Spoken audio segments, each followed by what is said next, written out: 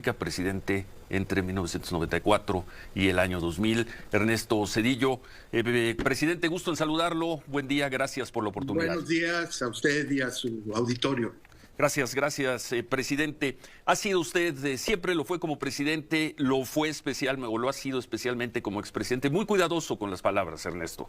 De ahí yo le digo, no hay un sobredimensionamiento, no hay algo de exageración al decir que la reforma al Poder Judicial destruirá al sistema judicial mexicano y con ello enterrará la democracia y lo que quede del frágil Estado de Derecho.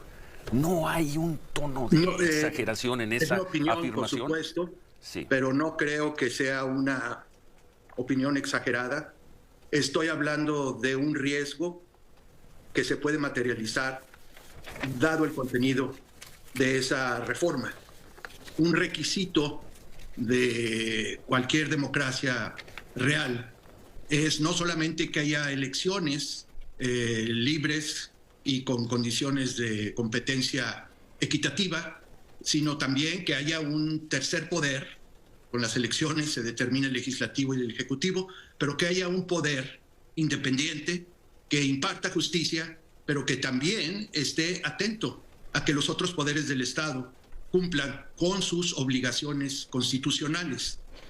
Y esta reforma está muy cuidadosamente diseñada para que los poderes legislativo y ejecutivo, que como vemos, evidentemente ahora han caído en manos de un solo partido, puedan determinar, nombrar quienes tendrán la responsabilidad de ser juzgadores en el sistema jurídico, en el sistema judicial. Algunos dirían, no, lo que esto hace es que el pueblo elija a los jueces y a los ministros de la Corte. Bueno, eso es una postura absolutamente demagógica. Si se estudia la reforma, claramente es un mecanismo para decirle a la gente, ustedes van a elegir los jueces, entonces eso es democrático. No, eso no es democrático. La Constitución y el funcionamiento de cualquier democracia dice que el Ejecutivo y el Legislativo deben cumplir sus funciones. Y una de esas funciones es asegurarse que se proveen los medios y las reglas para que exista un poder judicial independiente. Y una vez que ese poder judicial independiente existe, se le deja actuar. No se le intimida, no se le insulta, no se le amenaza. Y como efectivamente el Poder Judicial ha actuado en algunos casos importantes con independencia, ahora se trata no solamente de hacer una venganza, que es realmente terrible, es atroz, sino además decir de ahora en adelante, con una fachada de democracia, el Ejecutivo y el Legislativo van a controlar quienes aplican la justicia en nuestro país. Sí. Y eso, simplemente cuando usted tiene un partido oficial, que se ha convertido este partido, que puede además manejar el Poder Judicial, se llama, en términos simples, tiranía. Y si usted tiene tiranía, entonces no tiene democracia. Por eso afirmo con absoluta convicción que lo que ha sucedido la trágica semana pasada es que se han sentado bases para que México se convierta en una tiranía. Es el riesgo, pero es un riesgo que existe hoy en día con altísima probabilidad. Y no podemos depender como nación, como ciudadanos, de la buena fe que nos diga, no se preocupen. Después de todo, vamos a incluir en las listas por las cuales los ciudadanos habrán de votar, pues la gente que cumpla con los requisitos indispensables. Porque para empezar, los requisitos de ser parte de ese servicio judicial se están degradando considerablemente. Se está destruyendo la carrera judicial en términos prácticos. Así que no podemos tomar como buena esa palabra. Sí. Y en cuestión de instituciones, usted no toma la palabra. Las instituciones se construyen sobre bases legales y constitucionales realmente sólidas. Pero además tiene otros aspectos absolutamente escandalosos. ¿Cómo se va a determinar la administración judicial? Allá voy, Ernesto. Faltan las leyes reglamentarias.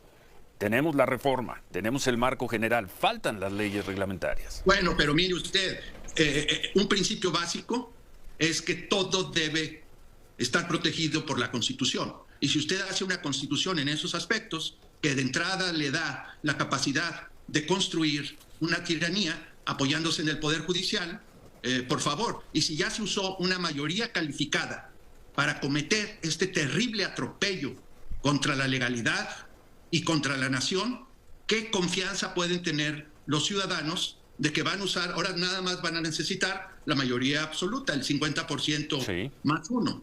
No van a necesitar tácticas gangsteriles como las que se usaron en el Senado para alcanzar la mayoría calificada. No es posible tener una ciudadanía que está practicando la democracia con toda libertad y luego traicionar esa ciudadanía con métodos que son absolutamente autoritarios y antidemocráticos.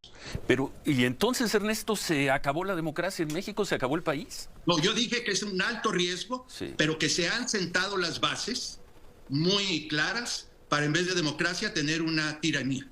Que se está destruyendo una democracia que nos construyó, se fue construida con el esfuerzo y el concurso de muchos mexicanos a lo largo de muchas generaciones. Yo fui al final parte de ese proceso, pero no fue cosa, por supuesto, cosa mía. Había gente que había estado en las calles, en el Congreso, en la opinión pública, en la ciudadanía, en la sociedad civil, clamando por democracia. Y finalmente alcanzamos algo de lo cual los mexicanos podíamos decir, por fin vivo en un país democrático. ¿Y qué sucede? Llegan unas personas aprovechando esa democracia que habíamos construido entre todos, se hacen del poder público y empiezan a manipular, a distorsionar, a abusar ese poder público para destruir las bases de nuestra democracia. Eso es totalmente ilegítimo, eso no es ético, eso no es tenerle lealtad a la República Democrática que queremos los mexicanos. Usted dice que es ilegítimo, ellos dirán que ganaron en 2 ocasiones y con claridad las elecciones federales presidenciales. Y perdón, el 18 y en el 24. Seamos claros, ¿sí? Estoy seguro que las personas que votaron por ese partido, que fue algo más de la mitad, nunca se les preguntó, ¿están ustedes votando porque se destruya la democracia y se construya una tiranía, donde seguramente será muy fácil abusar de sus derechos humanos y no respetar sus garantías individuales? Porque es lo que sucede en todas las tiranías.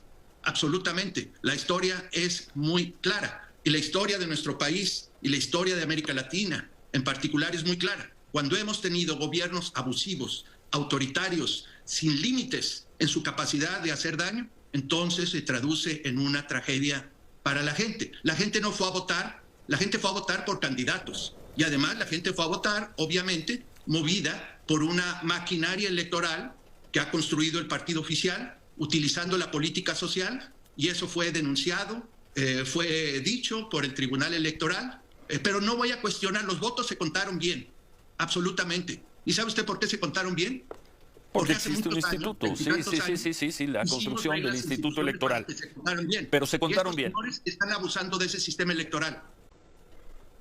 Estamos escuchando una voz decidida, resuelta, enérgica, frases que me da la impresión sobre las cuales usted ha reflexionado durante semanas, meses en torno de un tema, de la situación, del gravísimo riesgo, del grave riesgo. ¿Perdón? Bueno. Era niño, creía en la democracia. Sí, del grave riesgo a la democracia por el que está atravesando México. De ahí la pregunta, y más al escuchar la vehemencia con la que nos está hablando, presidente, ¿por qué hasta ahora? ¿Por qué hasta hoy estamos escuchando la voz de Ernesto Zedillo? Es una respuesta muy sencilla. Aún antes de dejar la presidencia, tomé una decisión de no intervenir en la política de mi país. Que la manera más digna y respetuosa hacia la República era abstenerme, bajo cualquier circunstancia, de alzar la voz, de opinar sobre asuntos políticos de México o sobre políticas públicas. Me convertí en un estudioso y opinador de temas de la economía internacional, del desarrollo internacional, de América Latina en lo general. Dije, pero nunca voy a opinar sobre México. Pero cuando veo que la República está en riesgo, no puedo quedarme callada. No puedo ser cobarde. Ese momento es ahora, obviamente, porque lo está haciendo porque se está perdiendo el último eslabón de la democracia. Disculpe, una de las críticas que hicimos especialmente en el 2019, cuando empezamos a conocer el discurso y el proyecto de este gobierno, decíamos, ¿dónde están todas esas voces? ¿Dónde están todos esos liderazgos que construyeron una forma de Estado mexicano con sus reformas, con sus instituciones. Y preguntábamos en dónde están los expresidentes, entre otros, los expresidentes de la República. No, pero perdóneme. ¿Quién sale a defender? No, pero perdóneme. Primero, sí, yo no busco ningún liderazgo. Yo no tengo ningún liderazgo porque no, ese tiempo para mí pasó. Yo soy un ciudadano que ve amenazada la República y que está usando su voz para decir cuáles son los riesgos. Pero no es justo decir que no se han alzado voces. ¿Sí? No, porque usted habló de qué pensar. No con fuerza, Ernesto. No con fuerza. Sí se han alzado, no con la fuerza. No con la fuerza para dar el debate en los términos en el que se da, como lo expresa el gobierno y el presidente. Los juristas, sí, los estudiosos, la gente preocupada por México, puso por escrito su opinión sobre este terrible... Y no se le escuchó. Dijeron muy claramente, claro que todo es reformable, todo es mejorable, pero si queremos tener seguridad, justicia en nuestro país, no solamente se debe mejorar la condición del Poder Judicial, sino que además hay muchos otros aspectos que deben atenderse y que no se han atendido, ¿sí? En el Poder Judicial, bueno, es muy fácil criticar al Poder Judicial, pero decir que la austeridad republicana está por encima de cualquier consideración. ¿Sí? Somos un país que tiene por cada 100,000 habitantes 5 jueces. ¿Sí? Hay países de Centroamérica que tienen 10 veces más que eso. Es decir, ese es un ejemplo. ¿Qué se está proponiendo en esa reforma para mejorar la capacidad del Estado para investigar los delitos? ¿Qué se está proponiendo en esa reforma para mejorar el funcionamiento del Ministerio Público? ¿Qué se está proponiendo en esa reforma para que se detenga la terrible impunidad de la que gozan hoy en día los criminales? ¿Qué se está proponiendo en esa reforma para debilitar, combatir y eventualmente derrotar al crimen organizado? Sí. Si lo único que aparentemente se propone es ampliar la capacidad para aplicar la prisión preventiva. Perdón, discúlpeme que lo interrumpa. Ilegal y autoritario. Sí. Tendría una última pregunta. ¿Algún elemento, no quiero usar la palabra esperanza, pero de aliento con el cambio de gobierno, con la llegada de Claudia Sheinbaum a la presidencia? Mire, gracias por darme esa oportunidad. Yo creo que la doctora Sheinbaum tendrá que tomar una decisión muy importante. Ella puede ser una opción, es ser el rostro sin ningún poder de un régimen de partido en una tiranía.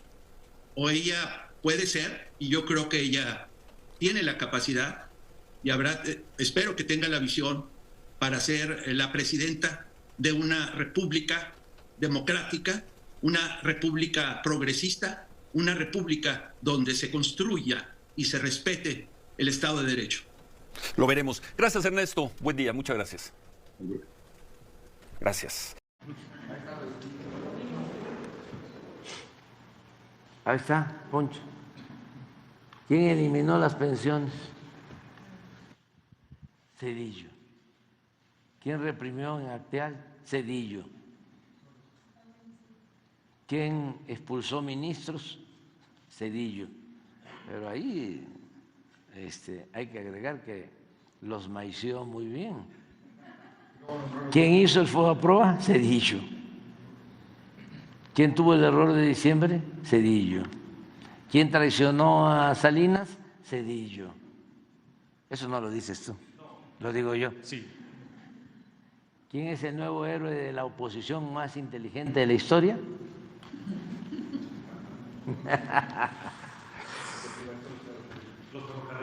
Falta, ¿sí? ¿Quién privatizó los trenes de pasajeros? Zedillo. ¿Quién se fue a trabajar con una empresa ferrocarrilera que se quedó con los trenes de México? Zedillo. ¿Quién tiene una pensión del Banco de México? Zedillo. Pero esos son, ¿no?, los que representan a la oposición. Tienen todo su derecho, ¿no?, de manifestarse, porque vivimos ahora sí en una auténtica democracia.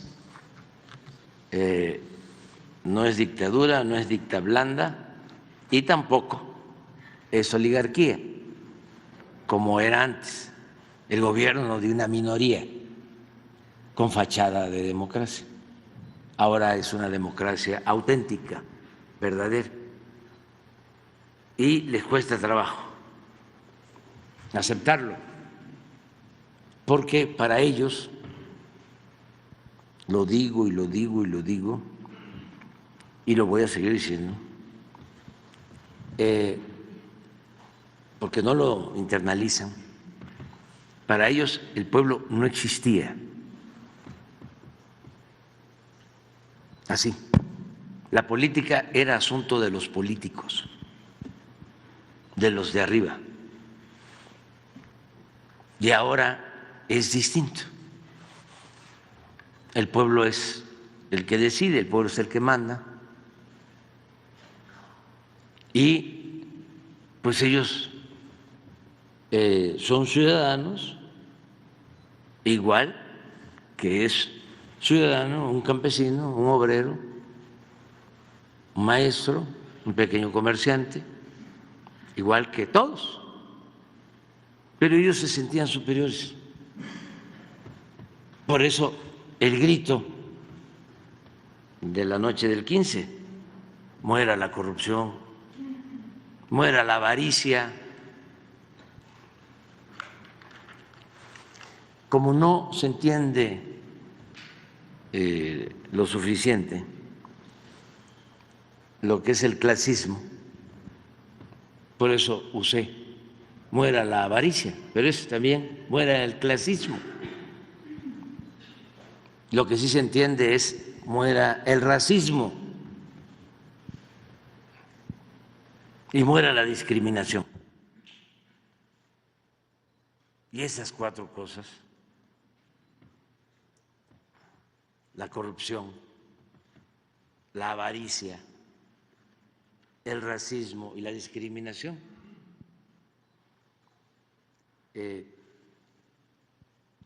a quienes caracterizan